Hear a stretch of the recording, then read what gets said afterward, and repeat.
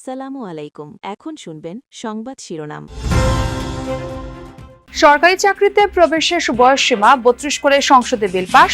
জুলাই সনদ বাস্তবায়ন পন্থা নিয়ে সরকার ও বিরোধী দলের বিতর্ক।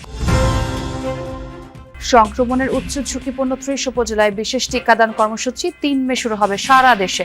রাজশাহী ও ঢাকায় আরও ৬ জনের মৃত্যু। তেলের জন্য ফিলিং স্টেশনের অপেক্ষা দীর্ঘ হচ্ছে। বাংলাদেশকে জ্বালানি নিরাপত্তা দিতে আগ্রহী যুক্তরাষ্ট্র, জানালেন পররাষ্ট্র। দল পুনর্গঠন করে দ্রুত রাজপথে সক্রিয় হওয়ার পরিকল্পনা বিএনপির। গণভোটের রায় বাস্তবায়ন না হলে কঠোর প্রতিরোধের হুঁশিয়ারি বিরোধী দলীয় নেতার। এতক্ষণ শুনছিলেন সংবাদ শিরোনাম। এখন শুনবেন বিস্তারিত। জুলাই সনদ বাস্তবায়ন পন্থা নিয়ে সরকার ও বিরোধী দলের বিতর্ক আজও চলমান ছিল।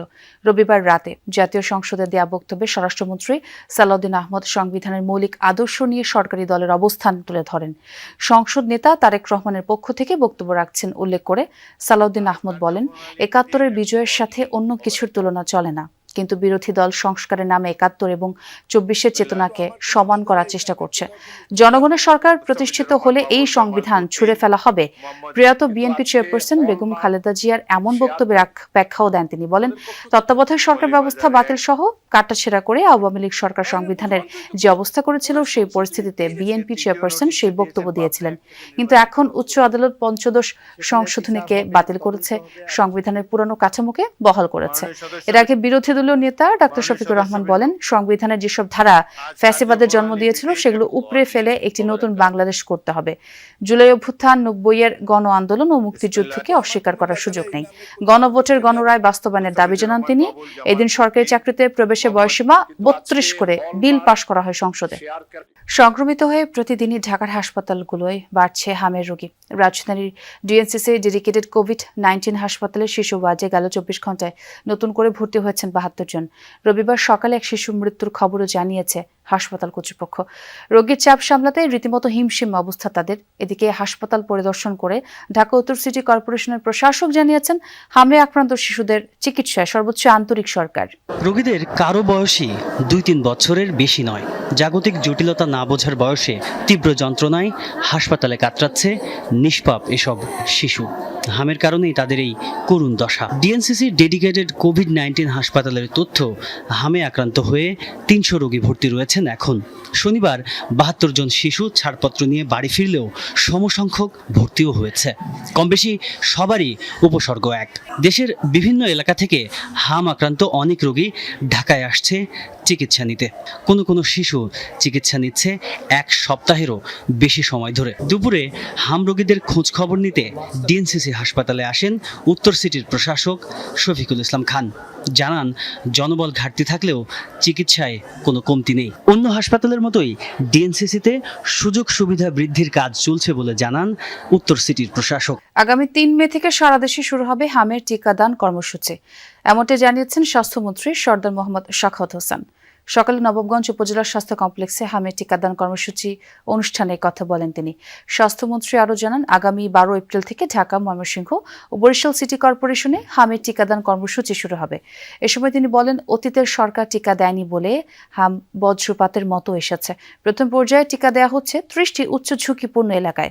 গত ২৪ ঘন্টায় চিকিৎসা নিয়ে বাড়ি ফিরেছে ৩৬ জন রোগী। পাবনা, ময়মনসিংহ, বরিশাল, চাঁদপুর সহ দেশের বিভিন্ন জেলায় হাম আক্রান্তের সংখ্যা বেড়েই চলেছে। এতে অভিভাবকদের মাঝে ছড়িয়েছে আতঙ্ক। রবিবারও দীর্ঘ সারি দেখা গেছে ফিলিং স্টেশনগুলোয়। গ্রাহকদের অভিযোগ, অবৈধভাবে মজুত করার কারণেই তেলের সংকট। পাম্প কর্তৃপক্ষ বলছে, ডিপো থেকে নিয়মিত সরবরাহ এলেও চাহিদা পূরণে তা অপর্যাপ্ত।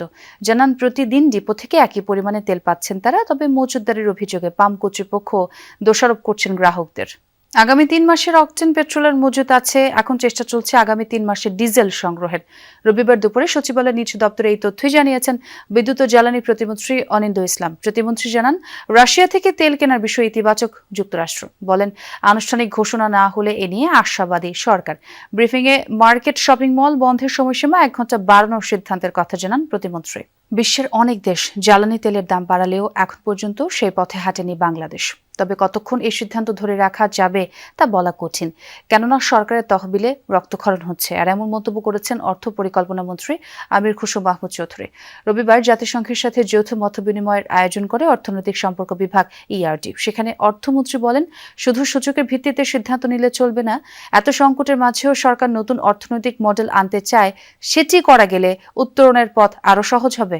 জ্বালানি আমদানির ক্ষেত্রে বাংলাদেশের ওপর কোনো দেশের বাধ্যবাধকতা নেই বলে জানিয়েছেন পররাষ্ট্রমন্ত্রী খলিলুর রহমান। জানান, যুক্তরাষ্ট্রের সাথে বাংলাদেশের কোনো গোপন চুক্তি নেই। সাশ্রয়ী দামে সরকার যে কোনো উৎস থেকেই তেল কিনতে পারবে। প্রধানমন্ত্রী তারেক রহমানের সাথে ঢাকায় নিযুক্ত যুক্তরাষ্ট্রের রাষ্ট্রদূত ব্রেন্টি ক্রিস্টেনসেনের সৌজন্য সাক্ষাতের পর মন্ত্রী কথা জানান।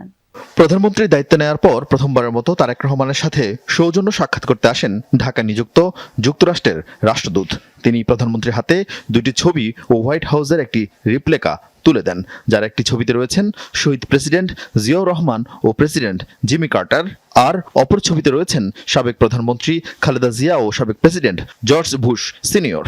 বৈঠক শেষে পররাষ্ট্রমন্ত্রী জানান, আগামীতে দুদেশের সম্পর্ক কেমন হবে, উন্নয়ন ও রোহিঙ্গাদের সহযোগিতা অব্যাহত রাখা নিয়ে আলোচনায় গুরুত্ব পায়। এছাড়া বাংলাদেশের জ্বালানি নিরাপত্তা দিতে আগ্রহী যুক্তরাষ্ট্র। ইস্টার সানডে উপলক্ষে এদিন সচিবালয়ে প্রধানমন্ত্রীর সাথে শুভেচ্ছা বিনিময় করতে আসেন খ্রিস্টান সম্প্রদায়ের প্রতিনিধি দল। এ সময় প্রধানমন্ত্রীর কাছে বেশ কিছু দাবি উত্থাপন করেন তারা। সরকারি কর্মকর্তা কর্মচারীদের জন্য প্রস্তাবিত নতুন পে স্কেল বাস্তবায়নের বিষয়ে প্রধানমন্ত্রীর সঙ্গে বৈঠক করেন অর্থ ও পরিকল্পনা মন্ত্রী আমির খুশরো মাহমুদ চৌধুরী। নিখোঁজ পাইলটকে উদ্ধারে চালানো অভিযানে আরও একটি মার্কিন বিমান ভূপাতিতের দাবি করেছে ইরান। রোববার এই বিষয়ে ইরানের বিপ্লবী গার্ড বাহিনী বিবৃতি টেলিগ্রাম চ্যানেলে পোস্ট করে দেশটির রাষ্ট্রীয় গণমাধ্যম মেহের নিউজ। এটি মার্কিন বিমান বাহিনীর C-130 ট্রান্সপোর্ট বিমান ছিল, দাবি ইরানের। বিবৃতিতে দাবি করা হয়, উদ্ধার অভিযানের সময় বাকি বিমান থেকে কিছুটা পিছিয়ে পড়ে উড়োযানটি। এরই সুযোগে ইস্পাহান প্রদেশে বিমানটি ভূপাতিত করা হয়, তবে এই বিষয়ে ওয়াশিংটনের তরফ থেকে কোনো মন্তব্য আসেনি। নিখোঁজ পাইলটকে উদ্ধারে চালানো অভিযানে আরও একটি মার্কিন বিমান ভূপাতিতের দাবি করেছে ইরান। রোববার এই বিষয়ে ইরানের বিপ্লবী গার্ড বাহিনী বিবৃতি টেলিগ্রাম চ্যানেলে পোস্ট করে দেশটির রাষ্ট্রীয় গণমাধ্যম মেহের নিউজ। এটি মার্কিন বিমান বাহিনীর C-130 ট্রান্সপোর্ট বিমান ছিল, দাবি ইরানের। বিবৃতিতে দাবি করা হয়, উদ্ধার অভিযানের সময় বাকি বিমান থেকে কিছুটা পিছিয়ে পড়ে উড়োযানটি। এরই সুযোগে ইস্পাহান প্রদেশে বিমানটি ভূপাতিত করা হয়, তবে এই বিষয়ে ওয়াশিংটনের তরফ থেকে কোনো মন্তব্য আসেনি। নিখোঁজ পাইলটকে উদ্ধারে চালানো অভিযানে আরও একটি মার্কিন বিমান ভূপাতিতের দাবি করেছে ইরান। রোববার এই বিষয়ে ইরানের বিপ্লবী গার্ড বাহিনী বিবৃতি টেলিগ্রাম চ্যানেলে পোস্ট করে দেশটির রাষ্ট্রীয় গণমাধ্যম মেহের নিউজ। এটি মার্কিন বিমান বাহিনীর C-130 ট্রান্সপোর্ট বিমান ছিল, দাবি ইরানের। বিবৃতিতে দাবি করা হয়, উদ্ধার অভিযানের সময় বাকি বিমান থেকে কিছুটা পিছিয়ে পড়ে উড়োযানটি। এরই সুযোগে ইস্পাহান প্রদেশে বিমানটি ভূপাতিত করা হয়, তবে এই বিষয়ে ওয়াশিংটনের তরফ থেকে কোনো মন্তব্য আসেনি। নিখোঁজ পাইলটকে উদ্ধারে চালানো অভিযানে আরও একটি মার্কিন বিমান ভূপাতিতের দাবি করেছে ইরান। রোববার এই বিষয়ে ইরানের বিপ্লবী গার্ড বাহিনী বিবৃতি টেলিগ্রাম চ্যানেলে পোস্ট করে দেশটির রাষ্ট্রীয় গণমাধ্যম মেহের নিউজ। এটি মার্কিন বিমান বাহিনীর C-130 ট্রান্সপোর্ট বিমান ছিল, দাবি ইরানের। বিবৃতিতে দাবি করা হয়, উদ্ধার অভিযানের সময় বাকি বিমান থেকে কিছুটা পিছিয়ে পড়ে উড়োযানটি। এরই সুযোগে